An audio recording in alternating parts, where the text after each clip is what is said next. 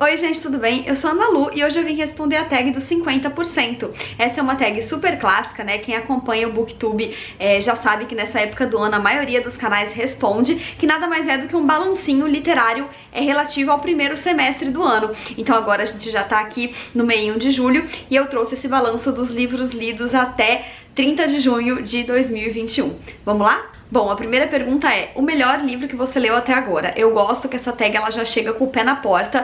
E o melhor livro que eu li até agora foi Os Enamoramentos, do Javier Marias. Acho que pra quem acompanha o canal essa resposta não é surpresa nenhuma. Essa foi uma leitura que eu fiz em março desse ano e eu absolutamente amei esse livro. Ele é um livro muito...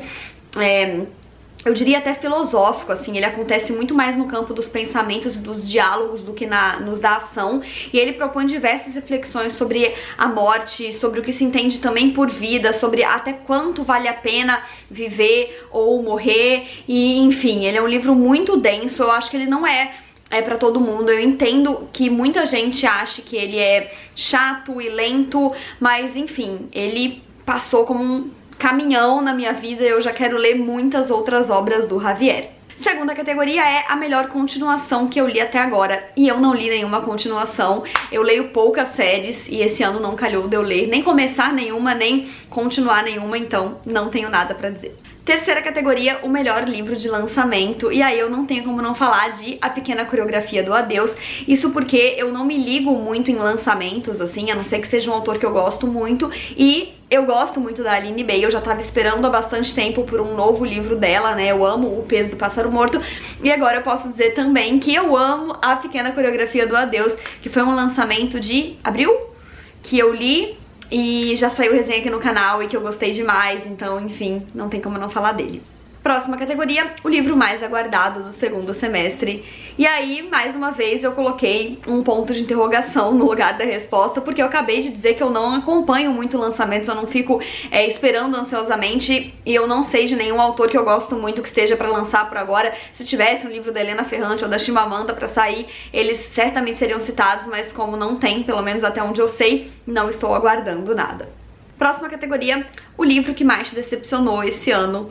E aí eu vou responder o Sobre a Terra Somos Belos por um Instante, do Ocean Vuong, que é um escritor americano de ascendência vietnamita e que eu descobri esse ano através desse livro, mas pelo jeito ele é um grande expoente na poesia, e esse é de fato seu primeiro romance. Ele é um romance de autoficção, onde ele fala um pouco, né, sobre a vida de um americano, filho de imigrantes vietnamitas, e ele vai falar, é um romance de formação.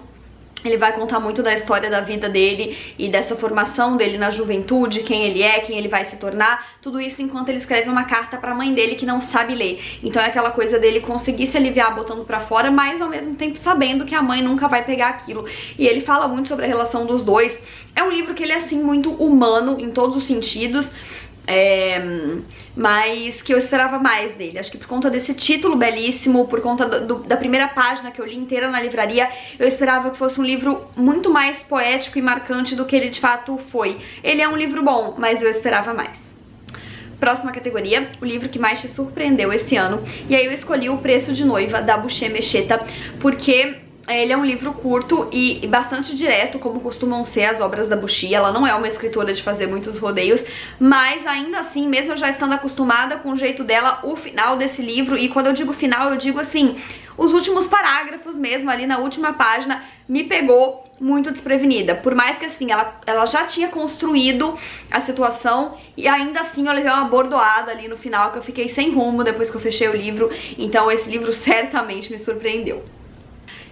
A próxima categoria é novo autor favorito, e aí não tem como eu não colocar o Javier Marias, né, porque nessa categoria pode ser tanto um autor que lançou seu primeiro livro nesse ano, quanto um autor que você conheceu esse ano. Eu acabei de conhecer o Javier Marias com Os Enamoramentos e eu já tô com muita vontade de ler outras coisas dele. Pode ser que eu venha ler as outras coisas e me decepcione, pode ser. Isso aconteceu com Ian McEwan, que eu li Reparação e amei, e desde então eu nunca gostei muito de nenhum outro livro que eu li dele. Hoje que eu já li mais 3 e em geral a experiência não é boa. Pode ser que isso aconteça com Javier Marias, mas é bom por enquanto eu tê-lo como um dos meus novos autores preferidos. Depois, o livro mais diferente que você já leu até agora. E aí eu escolhi falar de As Sete Mortes de Evelyn Hardcastle. Ele é certamente um livro muito diferente. Tão diferente que até agora eu não consigo descobrir o que eu achei dele de fato. Ele é um livro de mistério. O autor com certeza bebeu bastante na água da Agatha Christie. Mas ele é um livro diferente porque ele não tem um detetive. E a cada capítulo a gente acompanha uma alminha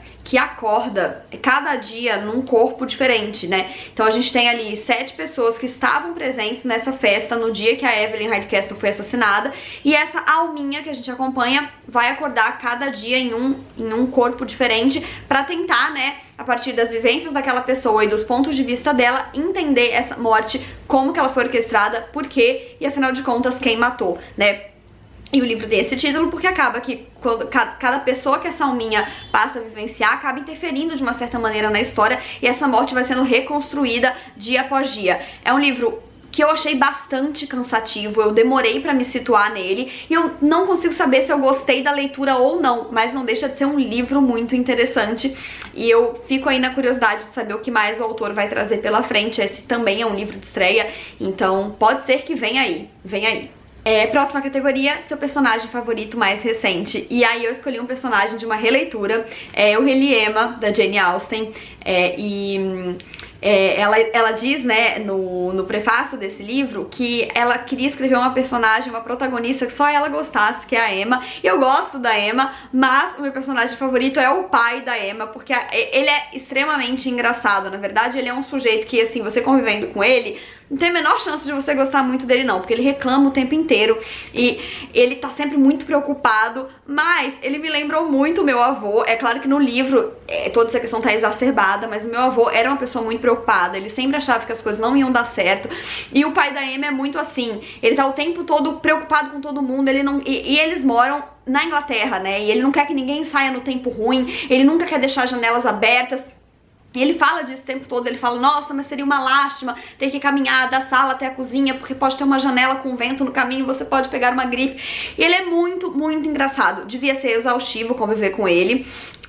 Até com o meu avô era um pouquinho, mas no fim a gente já tinha aprendido a rir um pouco, né, das preocupações exageradas dele. Mas é claro que, se tratando de um livro, né, da construção de um personagem, fica muito mais exacerbado do que na vida real, e eu ria toda hora que ele abria a boca. Então, meu novo personagem preferido. Um livro que te fez chorar nesse primeiro semestre. Eu não choro em livro, quase nunca. Já falei disso aqui, pipipi, vamos economizar tempo, mas vou falar de Floradas na Serra, que foi o livro que mais me deixou perto disso, né? É um livro que fala sobre a época da epidemia de tuberculose no Brasil, e a gente acompanha uma moça, a Elsa, que tá indo de São Paulo pra Campos do Jordão pra se restabelecer da doença. E logo no início, assim, quando ela tá viajando naquele trem pra ir pra lá, né, pra ir pra um lugar distante da sua família, e um lugar do qual ela não sabe se ela vai voltar, e ela ali tão jovem, ele já me angustiou logo de cara, assim. Eu sentia a angústia dela, de você tá indo pra uma situação que você não quer de jeito nenhum, e o meu olho encheu logo nesse início.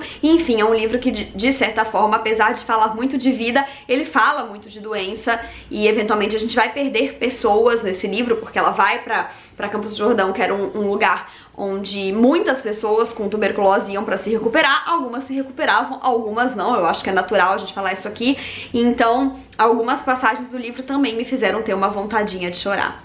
Próxima categoria, um livro que te deixou feliz esse semestre. E apesar dele ter lançado no ano passado, foi um livro que eu recebi na minha casa e li esse ano, que foi o Retratos da Vida em Quarentena. Não tem como não falar dele. Ele me deixou muito feliz no semestre passado, que foi quando ele começou a acontecer, e novamente me deixou muito feliz esse ano, que foi quando eu finalmente o peguei em minhas mãos e li, porque esse livro, ele nasceu de um concurso cultural, onde as pessoas mandavam contos sobre a vida em quarentena. Eles podiam ser ficcionais ou não, e eu mandei o meu, e o meu saiu no livro, então eu sou uma das autoras desse livro, e isso obviamente me deixa muito feliz, mas também me deixou muito feliz a qualidade do livro como um todo. Eu adorei ler esse livro, todos os contos são muito interessantes e muito diferentes entre si. Eu acho que os editores fizeram um trabalho muito bacana de curadoria, então ali a gente tem múltiplas histórias que mostram esse período de quarentena.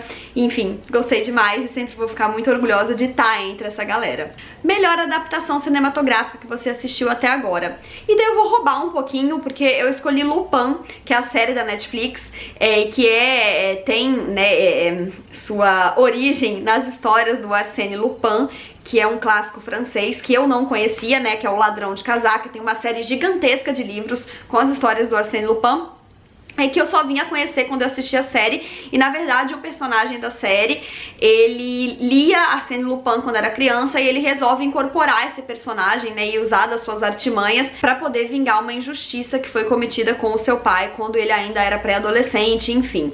Então ele tem esse viés literário, fala muito do Arsène Lupin no livro, mas não é a adaptação da história, né, é uma história só que pega esse clássico como referência e que eu amei muito. Assistam Lupin, pelo amor de Deus, é muito bom. Próxima categoria, sua resenha favorita desse primeiro semestre. E todo ano tem essa discussão de será que é a minha própria resenha, será que é a resenha do outro, e eu acho que já tem algum tempo que eu resolvi falar da minha própria resenha, que eu mais gostei mesmo, e eu gostei muito da minha resenha de O Quarto de Giovanni. Eu lembro que eu gravei ela logo que eu terminei de ler o livro, e algum tempo depois eu fui editar e eu falei, nossa, olha como eu falei bonito, que análises interessantes. Então, enfim, gostei muito da minha resenha desse livro e ela foi postada há pouquíssimo tempo, então vocês podem conferir. Se eu lembrar, vou botar aqui nos cards, eu fico prometendo, mas eu nunca lembro de fazer isso. Só que, enfim, é um livro muito bom e eu gostei da resenha que eu consegui fazer dele. Próxima categoria, o livro mais bonito que você comprou ou ganhou esse ano. Foi um livro que eu comprei e é essa belezinha aqui, ainda tá dentro do plástico, eu sou dessas que não tira o livro do plástico, que é o Don Quixote, que eu comprei do clube de assinatura, Clube de Literatura Clássica. E eu conheço esse livro, esse clube desde que ele saiu, tem 1 ano. Só que eu nunca tinha assinado nenhum box porque nenhuma obra tinha me interessado tanto. Quando eu vi que eles iam publicar Don Quixote em um volume só, eu não resisti e ele tá aqui. E eu tenho certeza que ele é lindo por dentro também, mas eu não abri, então tudo que eu tenho pra mostrar é a capa. Mas além disso, toda a apresentação do Clube de Literatura Clássica é muito bonita. Ele veio embalado num papel com um mapa da Espanha da época do Cervantes. Então, enfim, um presentão que eu dei pra mim mesma. Por último, quais livros você ainda precisa ler esse ano? E aí eu vou falar de todos os livros que estão na minha meta de 12 livros para 2021 e que eu ainda não li. Se você quiser acompanhar esse vídeo, eu vou lembrar de colocar ele aqui nos cards. Mas enfim, todos os que eu coloquei naquele vídeo eu ainda pretendo ler esse ano. E adicionei o Pachinko, que é um livro que explodiu esse último semestre aí. Todo mundo começou a falar dele, que é um livro que foi... ele tá até aqui. Ah, não. Aqui... Esse livro aqui, ele ainda tá no plástico, né? E ele é um livro que eu esqueci de onde que ele é. Eu não sei se ele é sul-coreano, se ele é japonês. Eu esqueci, mas ele tá aqui. Não tem informações aqui, sabe? Ele é um daqueles da sinopse curta, então não tenho muito pra falar pra vocês. O que eu sei é que todo mundo que lê esse livro ama. E eu quero amar muito também, e eu quero ler ele muito em breve. Então é isso, gente, eu espero que vocês tenham gostado desse vídeo, das minhas leituras de 2021. É muito bom fazê-las sendo acompanhada por vocês. Espero que continuem aqui acompanhando o canal. Me contem aqui embaixo as suas leituras preferidas do semestre. Se vocês quiserem responder a tag aqui embaixo nos comentários para eu conferir, eu também vou adorar saber. Não se esqueçam de se inscrever no canal se ainda não forem inscritos e deixarem um joinha se curtiram, porque isso ajuda muito o canal a crescer. Um beijo e até a próxima. Tchau!